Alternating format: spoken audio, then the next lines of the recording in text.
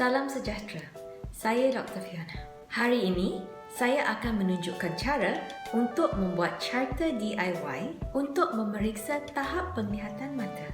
Tahap penglihatan adalah penting kerana ia merupakan salah satu petunjuk fungsi mata kita.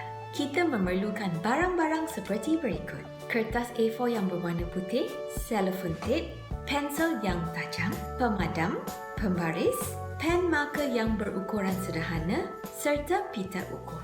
Pertama sekali, ambil kertas A4 dan lipatkan kertas tersebut kepada 8 bahagian. Lepas itu, buka kertas tersebut dan lipatkan seperti berikut. Sekarang, kertas A4 akan kelihatan seperti ini.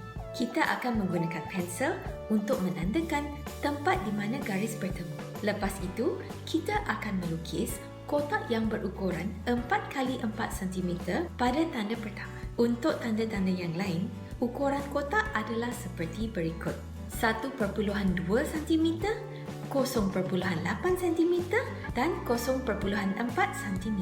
Setelah kotak-kotak dilukis dengan pensel, penonton boleh melukis huruf atau nombor untuk mengisi kotak tersebut. Kita akan guna pensel dulu sebelum melukis dengan marker pen. Kita akan menulis label-label di tepi untuk menunjukkan tahap penglihatan. Langkah seterusnya adalah untuk menggunakan cellophane tape untuk melekat kertas itu kepada dinding. Gunakan pita ukur untuk mengukur 3 meter dari dinding. Tandakan tempat tersebut dengan cellophane tape. Sebelum bermula, pastikan carta tersebut diparas mata. Para penonton perlu menggunakan satu tangan untuk tutup satu mata. Lepas itu, carta tersebut perlu dibaca dari atas sampai ke bawah. Selepas itu, proses ini diulangi dengan mata yang sebelah. Sekiranya seseorang tidak boleh membaca huruf yang paling besar, tahap penglihatan adalah teruk. Sekiranya boleh membaca huruf pertama tetapi tidak boleh membaca huruf yang kedua, tahap penglihatan adalah sederhana teruk. Sekiranya boleh baca huruf kedua tetapi tidak boleh baca huruf yang ketiga, tahap masalah penglihatan adalah ringan.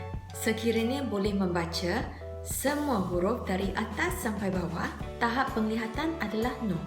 Adalah diingatkan bahawa carta penglihatan ini hanyalah alat saringan dan bukan pengganti untuk pemeriksaan mata oleh pakar mata yang bertauliah. Sekiranya para penonton gemar menonton video ini, jangan lupa untuk like, subscribe dan share ya.